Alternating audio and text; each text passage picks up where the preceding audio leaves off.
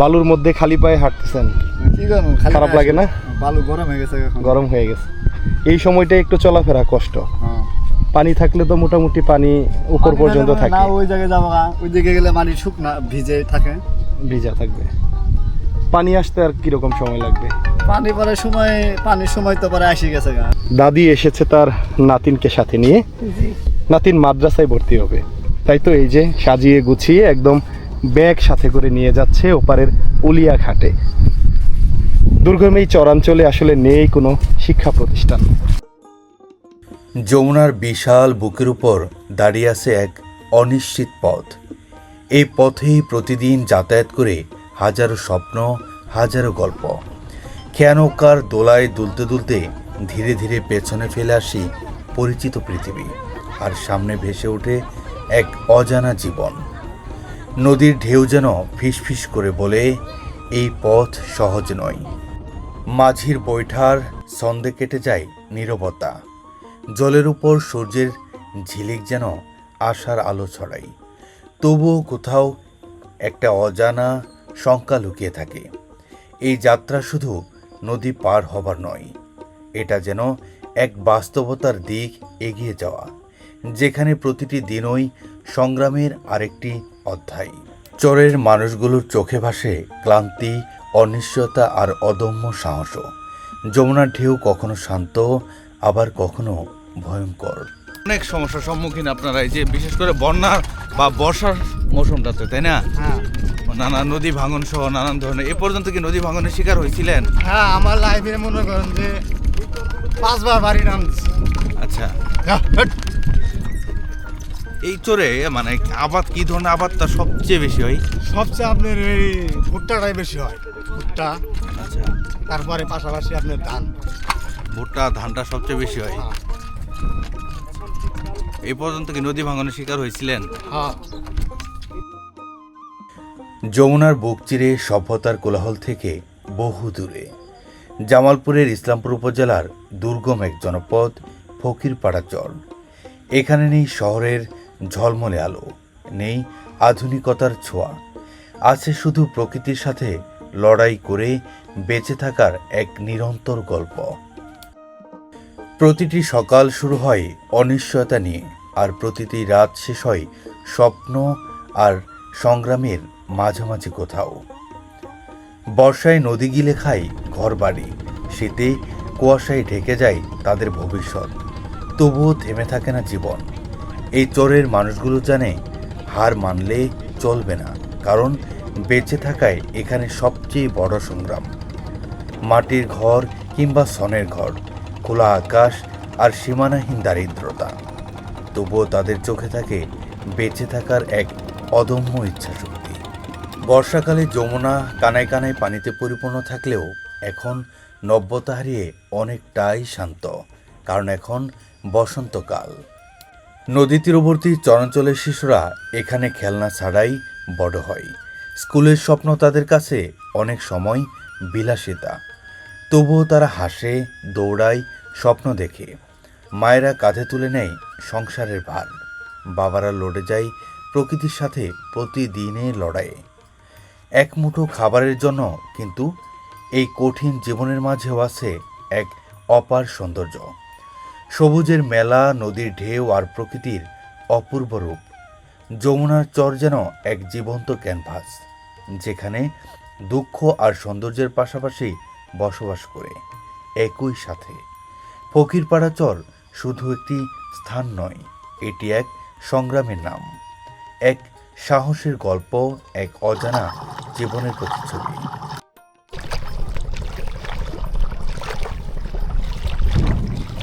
নদীর ঢেউয়ের কলকল শব্দ মনে করিয়ে দেয় মাইকেল মধুসূদন দত্তের কপোতাক্ষ নদের কথা। আহ, কতই না সুন্দর গ্রাম বাংলার রূপ ও বৈচিত্র্যময় প্রকৃতি।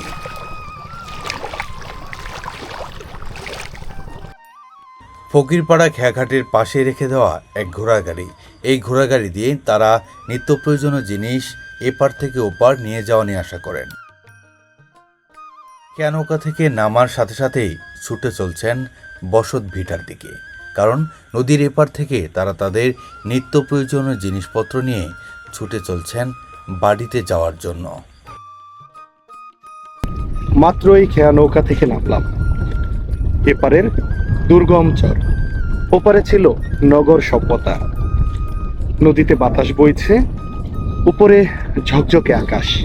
যমুনার তীর ঘেঁষা বালুময় পথ ধরে হেঁটে চলছি জামালপুর জেলার ইসলামপুর উপজেলার ফকিরপাড়া চরে যাওয়ার উদ্দেশ্যে।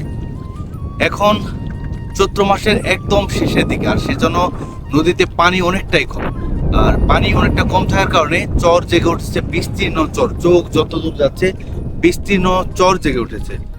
আজকে আপনাদের মাঝে তুলে ধরার চেষ্টা করব এই জনপদের মানুষদের জীবনচিত্র, সেই সাথে এই ফকিরপাড়া চরের রূপ বৈচিত্র্য। কাজে আসছিলেন? কি কাজে? শাকসবজি বললাম, নিজের জমি না? বালুর মধ্যে খালি পায়ে হাঁটতেছেন, কি করবো, খারাপ লাগে না? বালু গরম হয়ে গেছে এখন। গরম হয়ে গেছে, এই সময়টা একটু চলাফেরা কষ্ট। পানি থাকলে তো মোটামুটি পানি উপর পর্যন্ত থাকে না, ওই জায়গায় যাবো না, ওই দিকে গেলে মাটি শুকনা ভিজে থাকে, ভিজা থাকবে। পানি আসতে আর কিরকম সময় লাগবে? পানির সময় তো পরে আসি গেছে গা, মানে পানি নদী ভরে গেছে। আগে তো এমনি হাঁটা চলা করছে, হাইটে গেছে, চৈত্র মাসের শেষের দিকে এখন হাইটে গেছে, হাঁটে যাচ্ছি। এখন মনে হয় নৌকা ছাড়া হয় না। চাচি কোথায় যান? উলিয়া যাচ্ছি। উলিয়া যাবেন? চাচির বাড়ি কি এই পাশে? হ্যাঁ, কি জি, আছে? এই পাশে। কত দূর হাঁটলেন? আমি ওই হাঁটলাম যে প্রায়- পার হইতাছি, বাদ যাইতাছি। 1 মাইলের বেশি তো, 1.5 মাইল পর্যন্ত হবো। হাঁটতে 5 হয় না? মিনিট খালি এখন পার তো হইতে যাওয়ার সময় নৌকা আমি ওই যে অনেক কলা বাগান ভিতরে দেখি, থাকে, পার হবো না, আছে। চরে যেতে হলে অনেক হাঁটতে এ হয়। না, ক্লাস নাই। সাথে কে এটা? সাথে নাতিন ভর্তি করে যাচ্ছি। আচ্ছা, ও, কে আছে? মাদ্রাসায় ভর্তি আপনাদের করবেন? নাকি? যাক, তিনতলা মাশাআল্লাহ। উলিয়া গাড়ি তুলে দেবো। এটা কি ওর যে জিনিসপত্র? এটাও নাতিন, এটা খেতা বালিশ। ওর যে মাদ্রাসায় ভর্তি হবে এই জন্য খেতা বালিশ নাকি? জি। তুমি কোন ক্লাসে পড়াশোনা করো? 6 পড়াশোনা। দাদি এসেছে তার নাতিনকে সাথে নিয়ে। জি।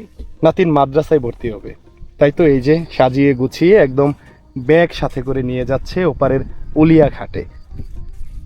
দুর্গম এই চরাঞ্চলে আসলে নেই কোনো শিক্ষা প্রতিষ্ঠান, তাই তো মাদ্রাসা কিংবা প্রাথমিক শিক্ষা যে কারণেই হোক এই মানুষগুলোকে যেতে হয় ওপারের কায়েমে। কায়েম বলতে উঁচু জায়গা। বালুময় পথ ধরে হেঁটে এসেছে অনেকটা, বালুময় পথ ধরে হেঁটে এসেছে অনেকটা সময় ধরে।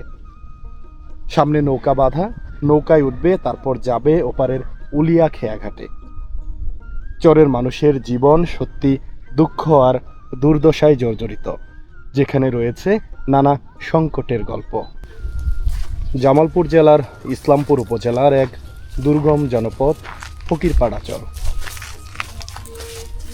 চরটি আসলে একদমই সাদামাটা। শতভাগ কৃষকের অবস্থান এই চরে। আমরা প্রবেশ করেছি চরের ছোট্ট এক বাড়িতে, একদম শুলার তৈরি বাড়ি। বাড়ির উঠোনে যখন আসলাম তখন চোখে পড়লো এমন আউরি ঘরের উপর লাউয়ের মাচা। কত সুন্দর লাউ ধরে আছে, একদম কচি ডাঁটা। কীটনাশকবিহীন এই সবজিগুলো খেতেও অত্যন্ত সুস্বাদু। তার ওই ঠিক নিচে গবাদি পশু বাঁধা, 2টি গরু বাঁধা আর আউরিতে দেওয়া কাঁচা ঘাস। এপাশেই রয়েছে মূল বসত বাড়ি, মানে এই ঘরের এই মানুষদের থাকার জায়গা। এখন সকাল গড়িয়ে দুপুর হতে চলল। চরে এই মুহূর্তে চলছে নানা ফসল ঘরে তোলার ব্যস্ততা। ঠিক তেমনি এই পরিবারটিও হয়তো গহীন চরের কৃষি জমিতে গিয়েছে ফসল ওঠাতে। তাই তো বাড়িঘরে শুধু গবাদি পশু রয়েছে, কিন্তু মানুষের উপস্থিতি একদমই নেই।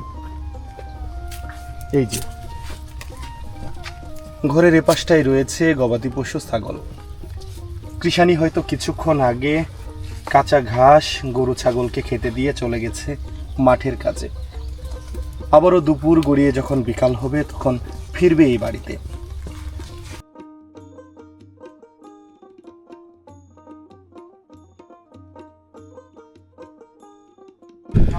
দুর্গম যমুনা তীরবর্তী গ্রামীণ মেঠু পথ ধরে আমরা এগিয়ে চলছি ফকিরপাড়া চরের আরও ভেতরে প্রবেশ করার জন্য। আর সামনে জানি না কত দূর হাঁটতে হবে বসত ভিটা পর্যন্ত যেতে।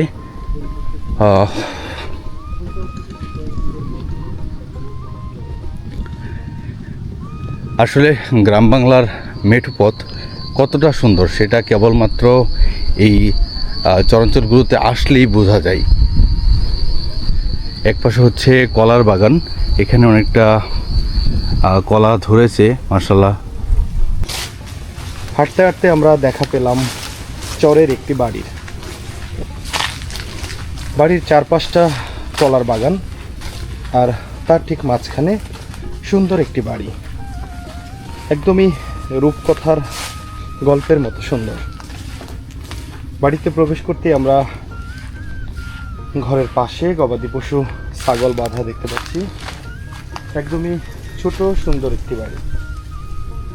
বাবু, তোমার বাবা কোথায়? বাবা ঢাকা। ঢাকায়? তোমাদের বাড়ি এটা? হ্যাঁ।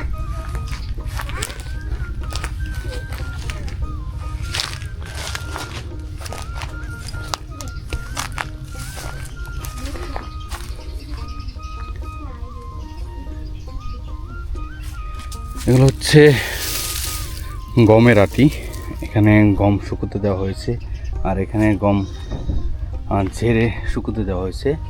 আর এগুলো গমের আটি। আর এখানে যদি দেখাই, এখানে মরিচ শুকোতে দেওয়া, আর তার এপাশে বড়ই শুকোতে দেওয়া হয়েছে, কারণ তাদের ঘরের উপরে একটি বড়ই গাছ, হয়তো বা নিজেদের গাছেরই বড়ই শুকোতে দেওয়া হয়েছে। এই দুর্গম চরে কিছু মানুষ গড়ে তুলেছে তাদের ছোট্ট পৃথিবী। নদীর ধারে তারা বানায় ভাওর বাড়ি, খড়, বাঁশ আর মাটিতে তৈরি করে অস্থায়ী ঘর। এটাই তাদের ঘর, এটাই তাদের স্বপ্নের ঠিকানা। ঝড় এলে উড়ে যায়, ভাঙন এলে ভেসে যায়। নদী তীরবর্তী চরাঞ্চলের মানুষরা কতটা সাদামাটা জীবনযাপন করে সেটা কেবলমাত্র তাদের কাছে গেলেই বোঝা যায়। কতটা প্রতিবন্ধকতার মধ্য দিয়ে তারা তাদের জীবনকে চালিয়ে নেয় বছরের পর বছর।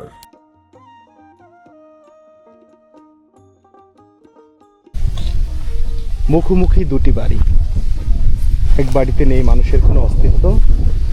ঠিক দুই বাড়ির মাঝখানে যে ছোট্ট উঠানটি, সেখানে আবাদ করেছে মিষ্টি আলু। গাছগুলো প্রায় পরিপক্ক হয়ে গেছে, কিছুদিন পর মিষ্টি আলু ঘরে উঠবে। চরের এই মানুষেরা অত্যন্ত পরিশ্রমী। ঘরের চারপাশে যতটুকু কৃষি জমি রয়েছে তারা শতভাগ ব্যবহার করে। আমরা যদি একটু সামনে এগোই, এপাশে রয়েছে এই বাড়ির গোয়াল ঘর, সামনেই ছোট্ট এক উন্মুক্ত মাটির চুলা, পাশে একটি টিনের বেষ্টনী দেওয়া, কারণ ঠিক এ পাশটাই যমুনা নদী। নদী থেকে উঠে আসা দক্ষিণা বাতাস এই বাড়িতে প্রবেশ করছে, যেন মনে হচ্ছে এক টুকরো স্বর্গ। তপ্ত দুপুরবেলা নদী থেকে উঠে আসা ঠান্ডা বাতাস একদিকে যেমন শরীর ঘেমে একাকার, অন্যদিকে বাতাস এসে মনকে প্রশান্ত করছে।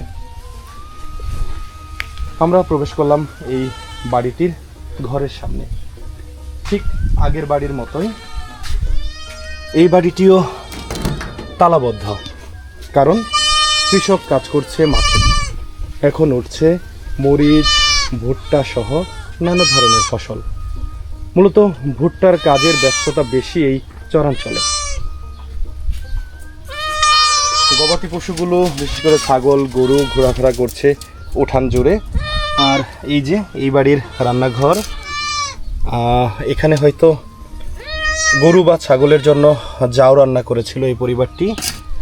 এভাবেই মাটির একটি পাতিল দিয়ে ঢেকে রাখা। একপাশে যমুনা নদী, আর তার ঠিক অন্য পাশে দিগন্ত জোড়া মাঠ। ওই যে যেটি বলছিলাম, কৃষকদের নানা কাজের ব্যস্ততা। ভুট্টার পাশাপাশি মরিচ ঘরে এসেছে, সামনে মরিচগুলো শুকাতে দেওয়া। আর এই যে বিস্তীর্ণ মাঠ, সেই পুরোটা হচ্ছে চরাঞ্চল, সেখানে আবাদ হয় নানা শস্য। এটি হলো গ্রামীণ মেঠোপথ ফকিরপাড়া চরের। এক বসতি থেকে অন্য এক বসতির দিকে যেতে হলে এই গ্রামীণ মেঠোপথ ধরেই যেতে হয়। সামনে যে বাড়িটি দেখতে পাচ্ছেন এটি হচ্ছে একটি ভাওর বাড়ি। তারা বছরের 6 মাস এখানে থাকে আর 6 মাস থাকে নদীর ওপারের বাড়িতে। এখানে শুধুমাত্র তাদের আবাদ মৌসুমের জন্য এবং গবাদি পশুর জন্য তারা এখানে বসবাস করে বছরের 6 মাস। চরাঞ্চলের মানুষরা শত প্রতিবন্ধকতার মাঝেও তারা হতাশ হয় না, হার মানে না নিজের কাছে।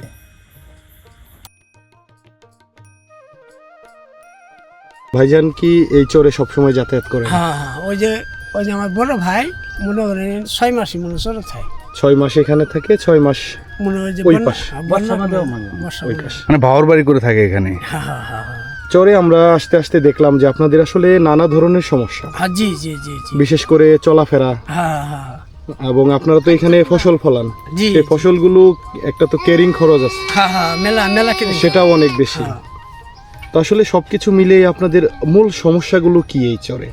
মূল সমস্যা বিদায় মনে করেন আঙ্গের এই যমুনা নদী একটা ব্রিজ হলে তার সমস্যা সব দূর হয়ে যায় গা। যে আমরা যে ফসলগুলো আবাদ করি, আমরা বিভিন্ন ধরনের আবাদ ফসলগুলো পার করতে কষ্ট হয়ে যায় গা। বাজারে নিতে। জি, আপনাদের এই চরে কোন ফসলগুলো সবচেয়ে বেশি উচ্চ ফলনশীল হয়?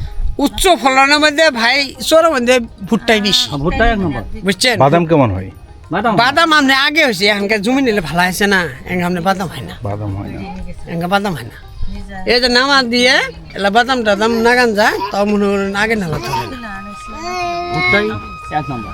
একটা সময় তো এই যমুনা নদীতে প্রচুর মাছ পাওয়া যেত। এ খুদা মাছ আমরা এখন একজন নিতে নি হাতেছেন ছালা ভরে গেছে, এঙ্গা সে মাছের সময় নেই এখন নেই গে। মাছ আমরা একবার অনেক উড়ে গেছে। জায়গায় দেখি যে আসলে নদী পাড়ের মানুষ নদীর মাছ খাইতে পারে না। না না না না, আমরা খাতে যে জাইলের যা মারে সব আপনি টাউনে নিয়ে যাই গা, নদী ঘাটে তিনি কিনি। মানে মাছের পরিমাণটাও অনেক কমে গেছে এ আগের থেকে। বহুত বহুত কমছে আপনি মনে টেয়াতে বোধ আপনি মনে করেন না।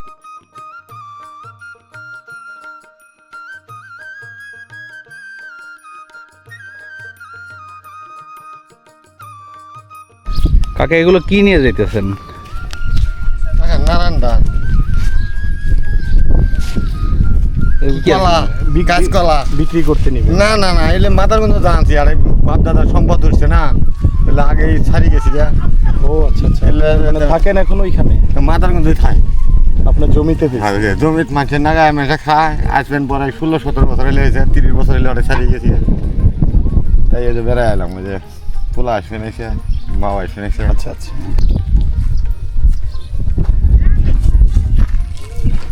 যমুনা নদীর পাড় ধরে যখন হাঁটছিলাম তখন খুব সুন্দর একটি দৃশ্যে চোখ আটকে গেল। ছোট্ট একটা আউরি ঘর একদম যমুনার পাড়ে। এই যে পাশেই যমুনার নালা, একদমই এই আউরি ঘর থেকে 5 ফিট দূরত্ব। তার পাশেই রয়েছে এক ছোট্ট আউরি ঘর, মূলত এটি ঘোড়া রাখার জায়গা। এই যে পাশে একটি ঘোড়া ঘাস খাচ্ছে, আর সামনে একটি ঘোড়া বাঁধা, আর তার পেছনেই ঘোড়ার ছোট্ট একটি বাচ্চা।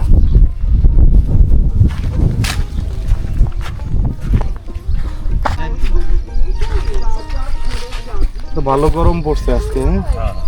ঘর না উঠাইলে থাকা কঠিন ছিল। আপনার বাড়ি কোন পাশে? সব নিজেরই? এখানে নিজেদের উৎপাদিত মরিচ শুকোতে দিয়েছে। আর এখানে যদি দেখাই, এটি একটি ব্যতিক্রমী জিনিস যেটির দেখা পাওয়া যায় না। এগুলো হচ্ছে তিসি, নিজেদের উৎপাদিত তিসি শুকোতে দেওয়া হয়েছে। আমি যদি একটি করে ভিতরটা দেখাতে পারবো। এই যে তিসি,